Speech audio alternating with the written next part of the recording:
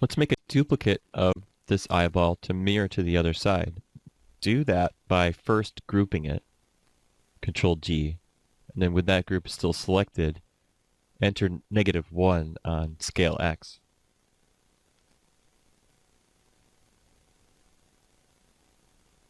I'm sorry, I meant to say duplicate it with it still selected. Control D.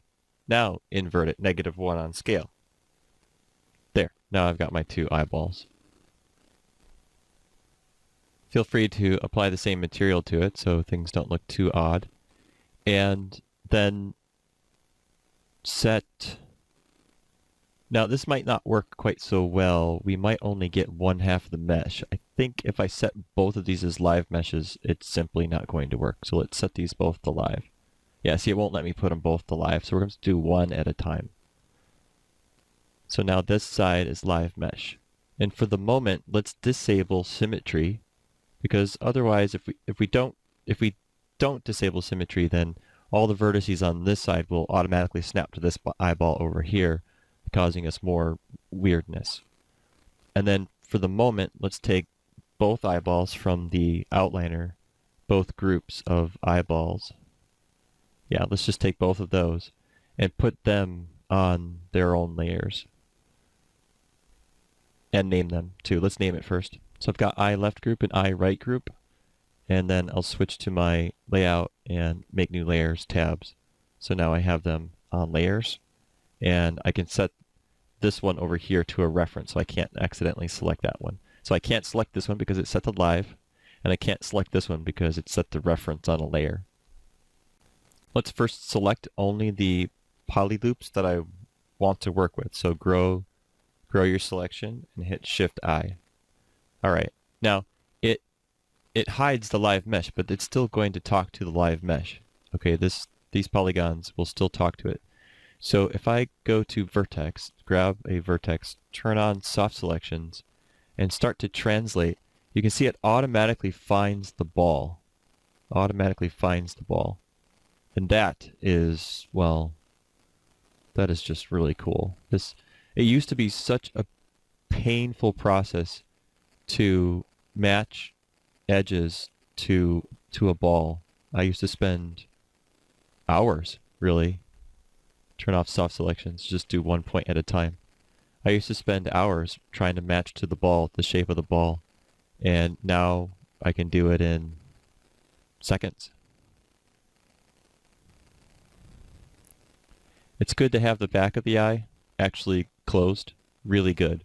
Really, ZBrush really likes that. So if you ever bring your dog to ZBrush, and perhaps we will if there's time, it's really good. Okay, we could, with that in mind, have one more supporting edge loop in the back of the eye. So I'm just going to pull these out. Actually, I didn't have to do that. I have to go through all that trouble. Watch this. We'll just select the polygons and extrude them and then offset them. And it will stick. It should stick to the live mesh. Let's see if it did. Let's just wiggle those a little bit. Okay, it didn't quite stick to the live mesh, so we can make it stick. Just wiggle them.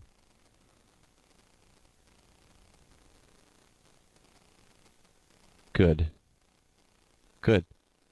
Now, turning everything visible again. Shift I. Shift I. Let's focus in on this area.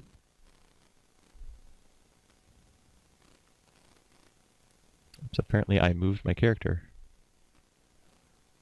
Strange. Okay, good. And so now that edge ring matches to the ball exactly all the way around. And let's frame that up.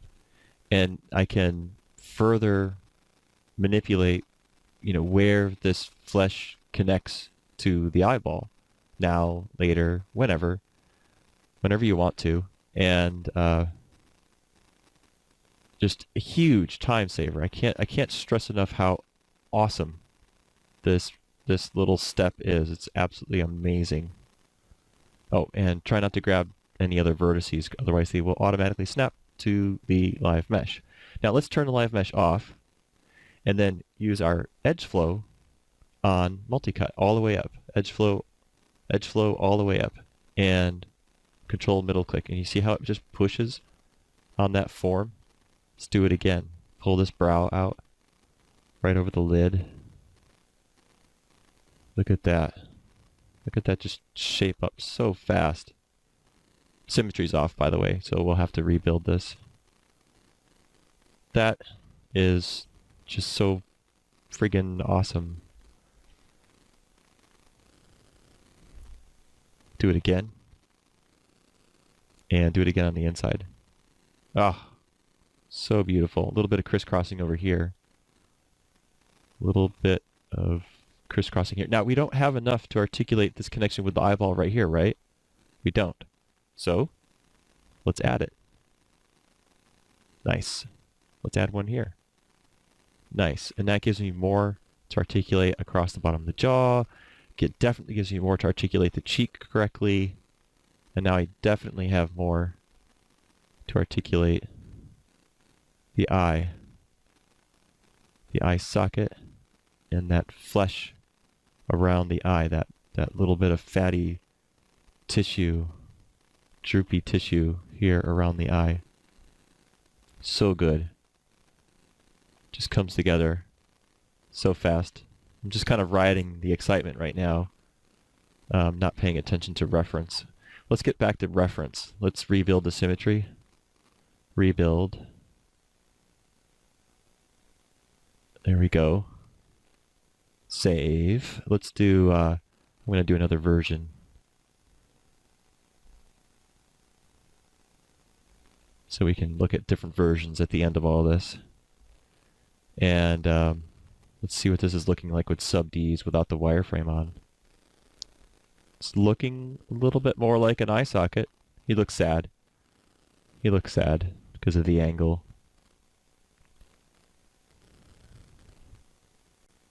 I've decided I'd like to have two more running through the eye right there and right here. But this one will go across the whole body, right? So, but this one will not. So what I'm going to do is move all of, using edge, let's turn on symmetry again, using edge slide. I'm going to use edge slide to move all of this row of vertices over and make room for two more. Because that, whoop, come on. Q. Because that poly loop could be split twice, that one right there. That could be split twice more. And then I'm happy. Then I've got enough to make a nice looking face, nice looking eye sockets. So let's begin that. I switched to surface slide. It should slide around a little easier. Yeah, surface slide. Okay, and then I think just open this up a little bit on the front end of the nose.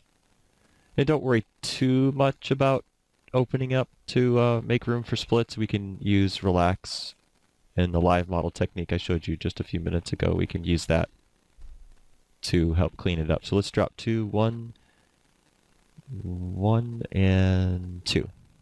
And that is a happy amount of geometry to articulate eyes and ears and cranium, and it's a good poly density. Since I'm sitting here staring at it, I think one more across the brow. Control middle click, one more across the brow, right above the brow, and that will help build expression. Really nice. Really, really good. And it's getting a little crowded at the nose, but we can use some of these that are crowding at the nose a little bit lower. They don't have to be so high. We can just distribute those. Again, we'll use the relax and the soften, soft modeling, soft selection modeling with the live mesh. Duplicate, we'll do a little bit of that too. Let's do that step right now with the live model. So hit live. It's ready to go. Let's use quad draw. We have to use quad draw with this.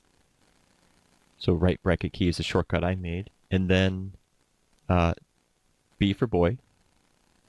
And if I remember correctly, this won't quad draw drag in symmetry for some reason. Yeah, this tool doesn't respect symmetry so much. So we will have to make our edits. Yeah, yeah, it'll let me. That's probably how I got the mesh hole in the mesh. It's probably how that happened. So let's ignore quad draw for the actual manipulation of vertices, and let's just use translation. So we don't have to use quad draw when working with a live model. We'll just translate them. The relaxing thing we'll have to use quad draw. But this part, I'm just going in here manually relaxing them. Look at that. Just softening up the form. Just sliding around on the mesh underneath it, which approximates what I want. Look how quickly I'm able to separate that cluster of vertices. And then we'll use quad draw relax to do further cleanup. Really quite nice.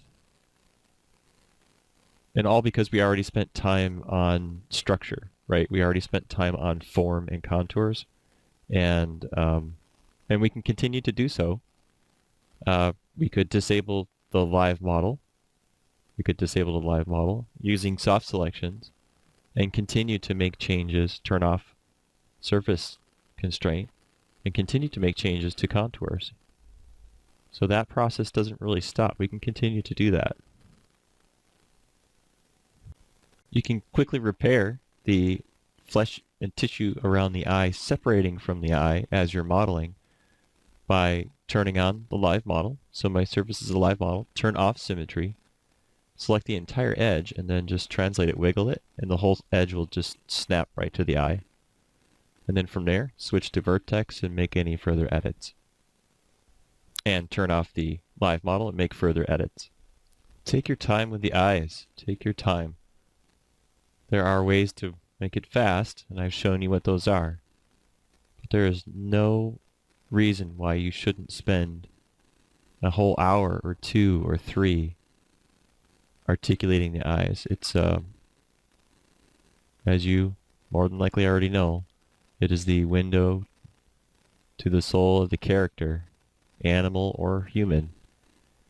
We identify with it as humans. We identify with the creature through the eyes. So you make good, sellable eyes, and you have won over your audience. Guarantee it. Every single time.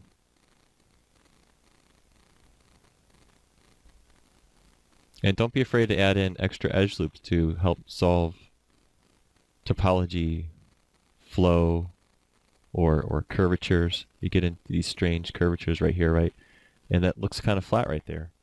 So don't be afraid to pop another edge loop in there to articulate it. I need to rebuild my symmetry again. So you can see from the side, it's really coming together.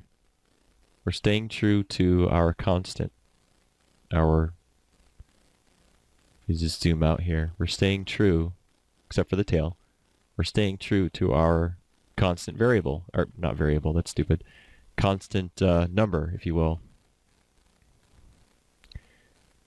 So continue to stay true to those, to those contours on this view in particular. Continue to assess your sculpting decisions by looking at your reference, not just the reference we have here in Maya, but the reference you have elsewhere. If you have a pet dog or know someone and you can just have that dog sitting there with you, even better.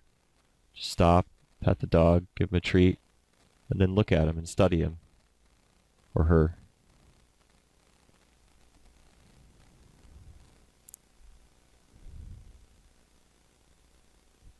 So I'm going through the mesh and I'm looking for areas, thinking about each move. Don't just Don't just get stuck into the groove of moving points because you're getting good at it. Consider what each move does. It's a challenging process. It's an exhausting process, actually. I can walk away from doing this for 3-4 hours and just feel absolutely wiped out because you're constantly making decisions.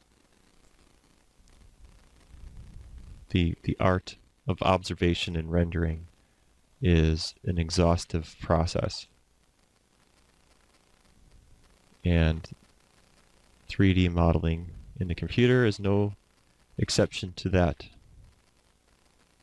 In fact, it might be more exhaustive, especially as a beginner, because you're learning new processes, new tools, while still trying to stay true to your art training. I'm assuming you have art training, but even without it, this is what you would experience if you were working in clay. This is the feeling. This is the exhaustive feeling.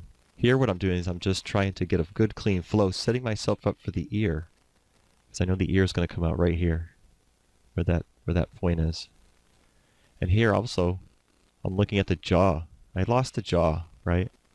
Let's make that jaw, just exaggerate it a little more. Where did my jaw go? Let's just make that a little bit more exaggerated. Look at the front view and see if I'm being true to that. Looks like I am.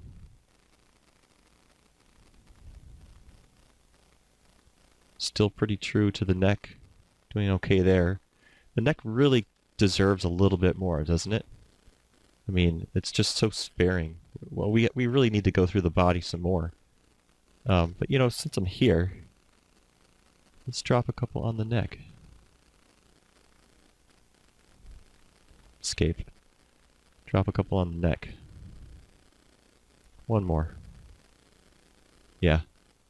That gives me something to work with. So now I have something here to work with. I just did some more relaxing and moving of vertices. 10 minutes maybe 15. And I added this one more edge loop on the brow. I felt that I needed one more there because I felt that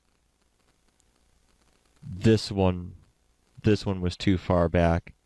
This one was doing too much work, so I needed one more face loop to solve that. Next, I want to articulate the nostrils, and then finally the ears. It looks like I need an L shape, something like that. And then from there, and the reason I'm not going up against the center line is the same reason why I didn't extrude the eye polygon a long time ago on the center line. Same purpose. So let's try this. Extrude, offset, and let's get out of that. Let's get the vertex and move some of these vertices into more or less the let me turn this thing off, edge slide off. So get these to move around a little bit easier. And let me isolate the nose too. Let's do that. Just that.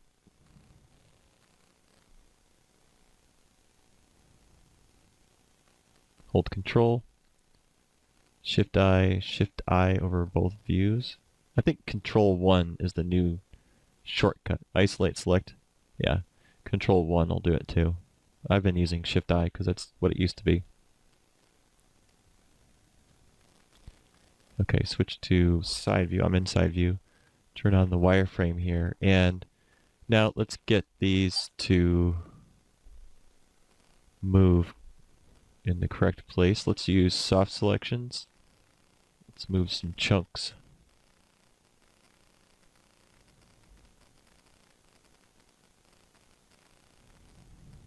Here we go.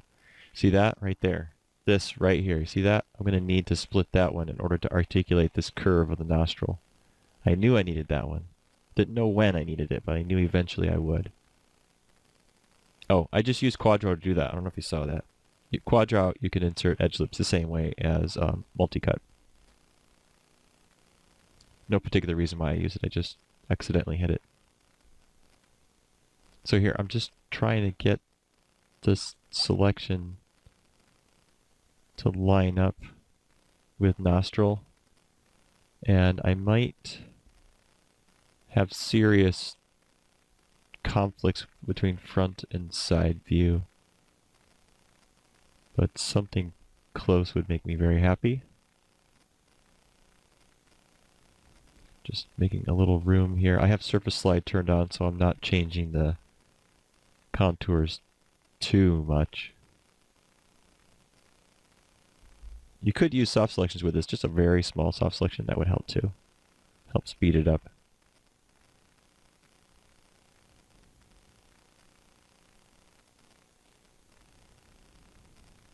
Gosh, I might need one more on the outside of the nostril over here.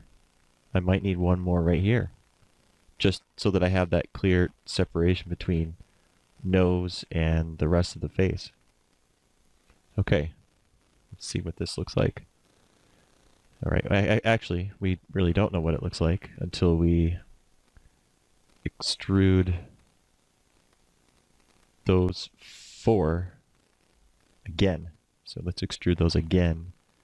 Local translate Z? Yeah. Offset? Yeah, a little bit. Yeah. Oh, yeah, that's good. Oh. It really... Okay, there we go. Not too much offset. I think I want to push those into the surface one more time.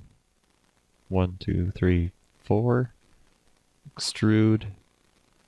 And just tuck them into the surface so that we have 3 edges. And then I think what I want to do here to exaggerate that it's folded under, kind of tuck it up and rotate it. Go ahead and rotate it however you feel you can, and then just sort of tuck it into the surface. Yeah, it's kind of messy.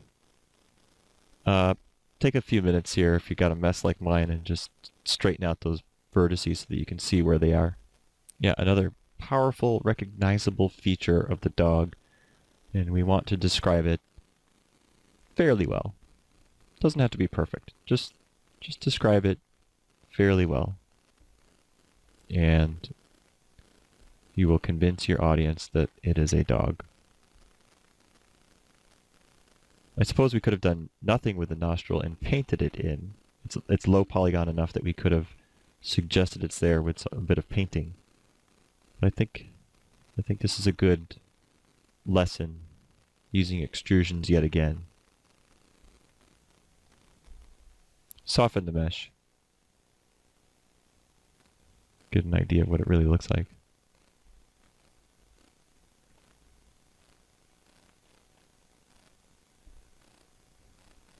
Pretty cool. And there it is for me. Nostrils. Could do for a little bit more, but I think at this stage, it's okay. It's all right. The reason I say it's okay, it's all right, is because I know that one of my possible stages later is to run a smooth on it. That would be, over here, smooth. That's a possibility. And if I do that, I have this much more to work with. Look at that. I have this much more geometry to work with. So that's where we get serious about musculature, details, really detailed stuff, really good stuff. Also possible to take this kind of resolution and live model snap it to another mesh that maybe another artist brings from ZBrush or Mudbox. But that's why I'm not too upset with the level of detail around the nostril, because I could do something like this down the road. So I'll leave it as is. And I just spent some time looking at front view, hiding the mesh, looking at my illustration, trying to capture the curves, looking at the side view, keeping true to my constant, getting that hook in there, and just trying to define the overall boundaries of the nostril. Also, really want to define the boundaries of the nose, of the nose between fur and nose, because of applying fur shaders. So it's important to have this area really well marked off, if you will. Really important. Looking at this a second time, I see I have it at the wrong angle, but really important to have this well marked off so that you could easily find this edge group, select it, and that's your nose right there. That's the part that wouldn't get the fur shader, and then the rest of it would get the fur shader. So there's other reasons to have good regions, region out the mesh as you're working. Next up is the ear. So you can see that this poly loop I have selected is what we had originally intended to be the ear hole, and it's been divided a few times to satisfy the face. Now we need to take a little time here to move it down to at least the lower end of the ear so that I can make a proper extrusion. And then find a solution for the broad empty spaces that will be inevitably created up here. So let's begin with moving the vertices using surface slide. And let's use soft selections for this process.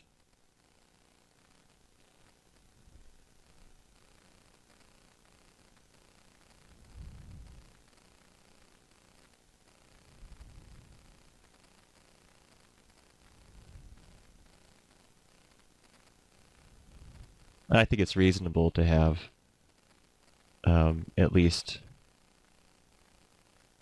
one more edge loop running behind the head right here. Maybe even another one to support the skull.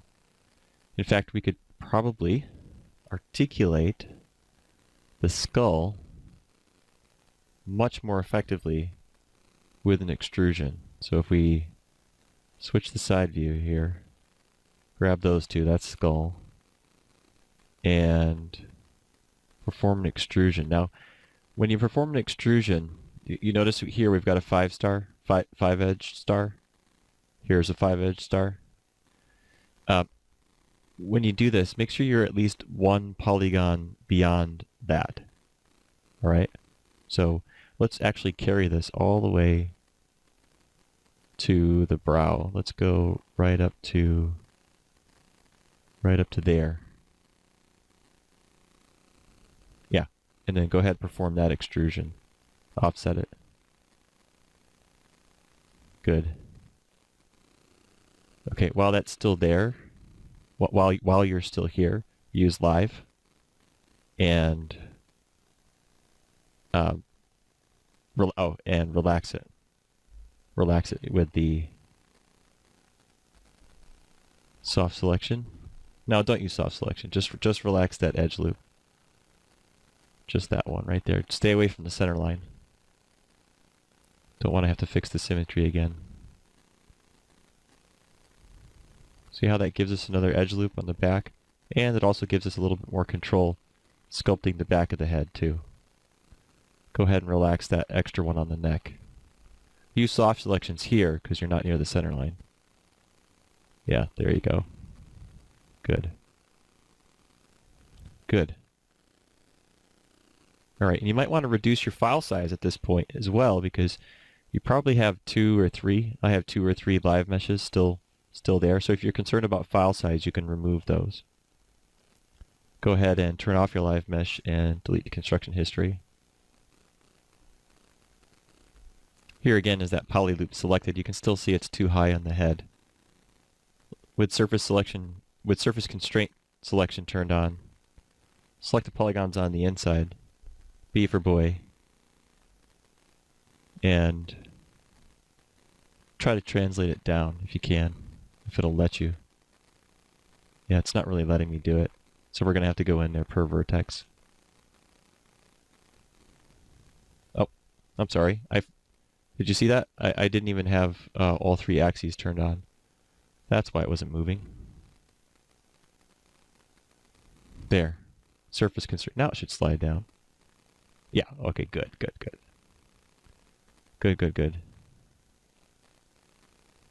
Yeah, and we could tweak polygons too. We don't have to tweak points. So I'm making kind of a mess here. I want to get this mess in the right place, and then I'll clean it up. Okay, that seems to be a better location. Turn off soft selections, see where I am now. Yeah, looking better, getting closer. Yeah, we can work with this. And I'll work with per vertex. I'm just making minor corrections to the surface. Here's a really good lesson for you, and this can happen to you. It just happened to me. For some reason, the rebuild symmetry custom tool just wasn't firing off. It just wasn't grabbing it for some reason. I don't know why. So how do you fix it? Go to your front view and select the negative x half of the mesh. Oh, turn off symmetry when you do that. This assumes, of course, that symmetry is just flat out broken. And confirm that you have half the mesh selected. By the way, I cut the tail off. There's no... Well, most of the tail. Most of the tail is gone. I cut it off because there's just a bunch of polygons getting jumbled up at the tip. I'm going to have to reconstruct the tail. Okay, so this happens to you where this rebuild thing doesn't work. So you have to rebuild the mesh the old-fashioned way, like we did with earlier models. Select it, delete half of it, and as long as you have half the mesh, right? As long as you have the positive x half of it, or at least x, doesn't matter if it's positive or negative, as long as it's on the x-axis, you can use this tool that I wrote, which is, it says if you have half a mesh, this will symmetrize the mesh on the x-axis. And now it's ready to go. So that happened to me just a few minutes ago. So I wanted to show you that there's another way. There's other ways, the ways that we've done before, and also this little tool that I wrote in case you need it. Okay, back to the ear. So what I'm doing here, get back into this, turn symmetry back on. Object X or world X, doesn't matter because we're on the world. What I want to do here is make this poly loop thinner. Q. Okay, I want to make this poly loop thinner because I'm going to extrude this and it's going to become the ear. And I want that nice thin tissue. Something like this. And then something in here will become the actual ear hole. Probably these two, or this one, or these three. Okay, this all seems fine. That one seems fine there. And I did do a little bit of cleanup on the head. I think I talked about that. I did a little bit of cleanup on that new extrusion I put across the top of the cranium, the top of the head. Alright, so make your selection of the ear, the loop, and all the polygons on the inside, and extrude it. Do a slight offset. Doesn't take much, just make a slight offset. Tweak vertices before going further. Notice that the ear comes all the way down here. All the way down here. That's the ear, flesh of the ear. Keep those edges tight so that they do in fact create a sharpness.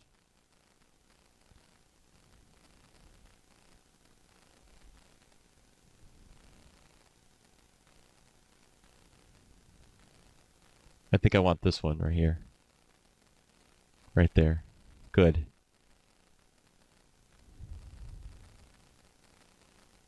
So that I can really get the shape of the lower end of the ear.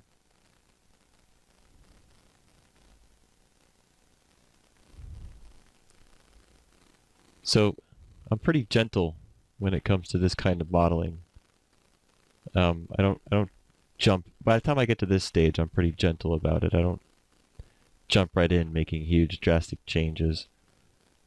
Usually end up costing more time if I do. I like to take it slow, be deliberate, be patient, and it will happen in a most miraculous way.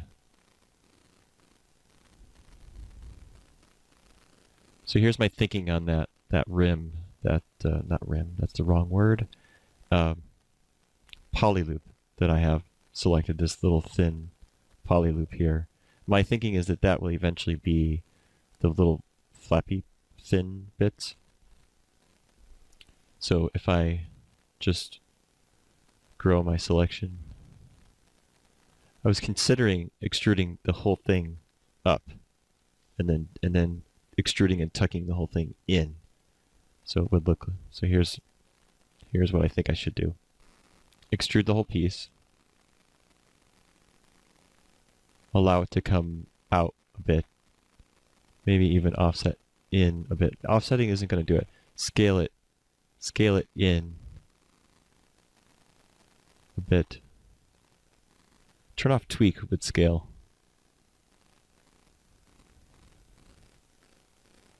Something else is selected, isn't it? Let's make sure scale is component.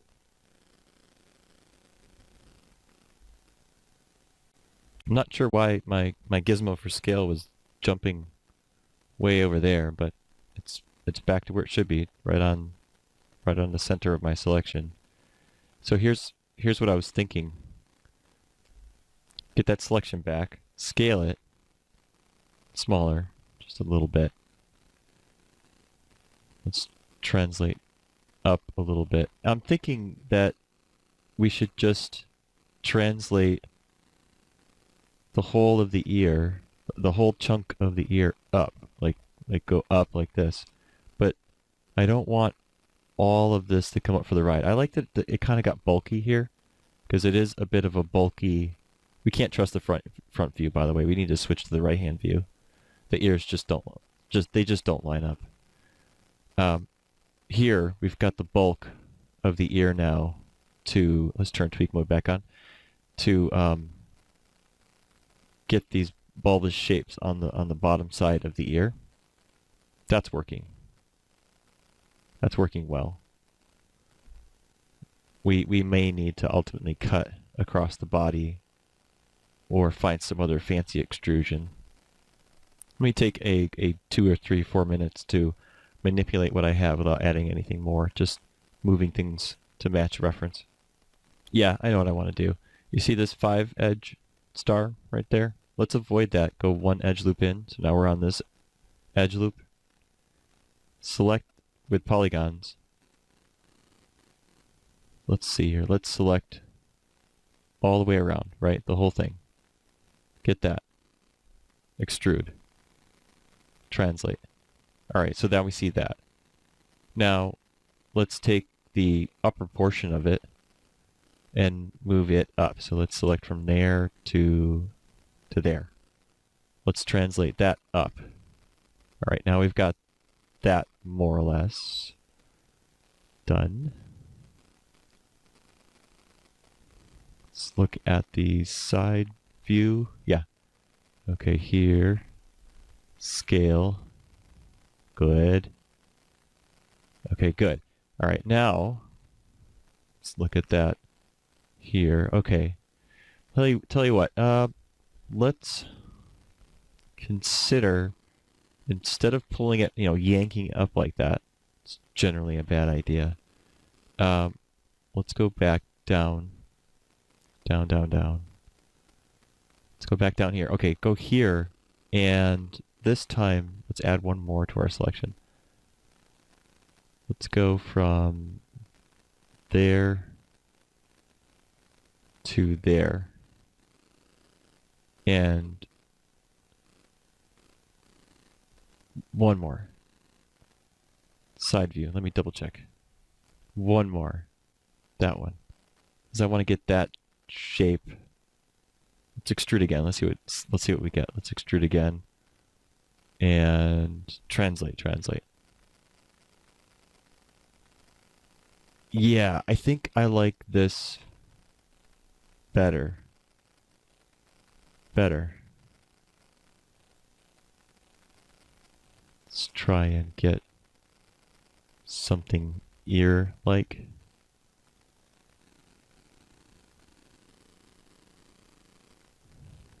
Yeah. Okay, let's drag these around a little bit. Front view doesn't match. I think we said that, but we can kind of use it as a guide for line work. Okay, so what's the advantage to doing it this way? Okay, that's all garbled up in there too. I need to unwind it. But the advantage, there it is. The advantage to this is, there it is pretty simple. What I have is the ability to, again, I made another island. Let's see if I can. Sorry, I'm trying to finish my thought and do this at the same time. Very difficult. Ah, there it is. Okay, good. What I have is the ability to split the ear. See right here. See? There. Okay, good. See? So now I don't have, let's not add that just yet. But that now I have the ability to do that. And I've got enough geometry in here to build up the kind of the thickness of the dog's ear. So obviously it's not really thin on the interior. There's lots of cartilage and there's a hole. I'm not sure exactly where that would be. Let's look at the right-hand view again. So I really want to have this bit here, that chunk, over here. So just, I'm going to take some time to move it over here. It's the shape I want. It's the extrusion I want. Now it's just in the wrong place. Now I just need to move it. Use Surface Slide to get this part done fast. You could use soft selections too. You could turn that on and slide. And we don't have to tag just vertices. We could switch this to multi-component.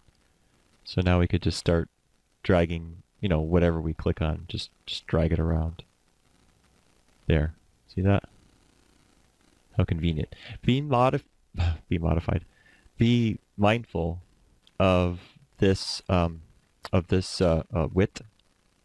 This width here, because that's the overall thickness of the ear, of the skin for the ear, and we don't want it to like fold. We don't want to fold it and twist it too much, right? We want to be mindful that it's not getting twisted over on itself like that. And because eventually we will, you know, drop an edge loop on it like that. But again, not yet. Let me continue moving vertices before I increase the density too much. Okay, now I've added those edge loops. See, right here. 1, 2, 3. Now I've got lots to work with. And one more along the rim of the ear. 4. Now I've got all the polygons I need to work with to build the ear up. And go ahead, soften the mesh so that it looks a little prettier. Okay. Now I've got enough geometry to finish the ear. So now it's just a matter of sculpting, looking at reference and sculpting using all the techniques you've learned. So I think at this point you don't need to see this part. So I think this will be the end of this section, and I'll see you in the next hour, where we will do a bit more refinement on the body and then move on to our render of this mesh.